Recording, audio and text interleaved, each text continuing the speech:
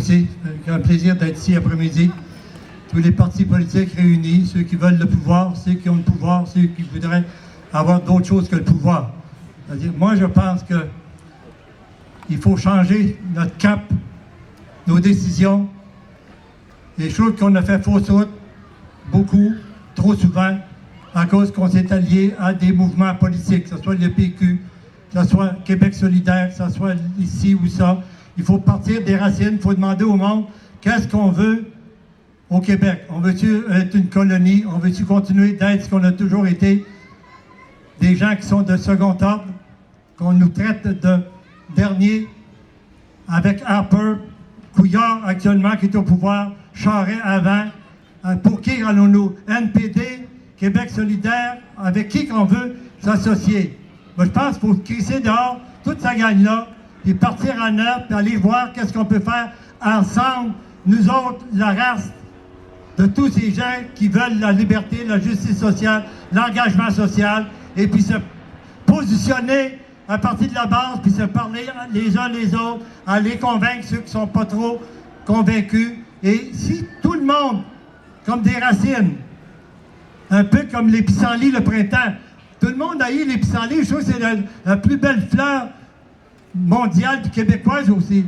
Ça pollue, là, ces choses-là, c'est fantastique. Pourquoi qu'on n'aurait pas cette semence-là qu'on peut dire, moi je veux un pays, moi je voudrais avoir la liberté, la justice sociale, être ouvert avec les immigrants, être engagé socialement. Moi, c'est pas une fois par semaine, puis une fois par jour, c'est ma vie que j'ai consacrée à l'indépendance, à la justice sociale, à l'engagement social.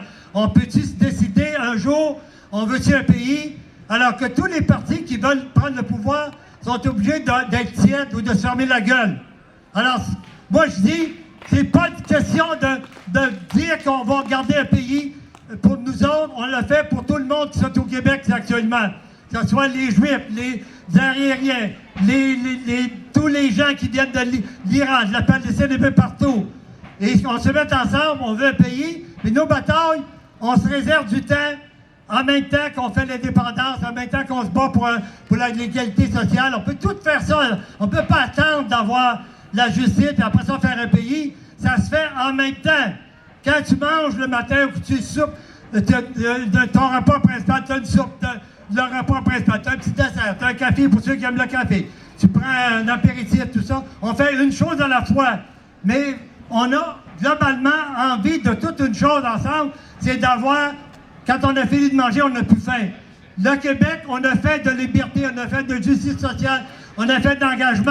Moi, je me dis, ensemble, nous autres, les hommes, les femmes du pays, les enfants, tous les immigrants, tous ceux qui s'en viennent, mais qu'on leur implique la volonté qu'on les aime, ces gens-là qui arrivent. Pas juste les prendre et dire, oh, ça va nous aider quand on va être plus vieux, on va avoir de l'argent pour les plus vieux. Mais les plus vieux, c'est moi, ça, là. Et moi, les plus vieux, il n'y en a pas de plus vieux, c'est dans ma tête, là. On ne s'occupe pas de même de nos personnes âgées qui ont fabriqué, qui ont formé le pays. Que ce soit mes parents qui sont morts aujourd'hui, ceux qui sont encore dans des cages de personnes âgées. Il faut avoir l'ouverture. Il faut semer des fleurs. Pourquoi qu'on n'ouvrait pas des jardins, des villages qui sont abandonnés actuellement, qu'on envoie nos jeunes, puis qu'on les aide, qu'on les encourage à monter des familles, ceux qui veulent des enfants, pour aider à la société, pour aider l'engagement social, pour faire un arc-en-ciel de notre pays, le Québec.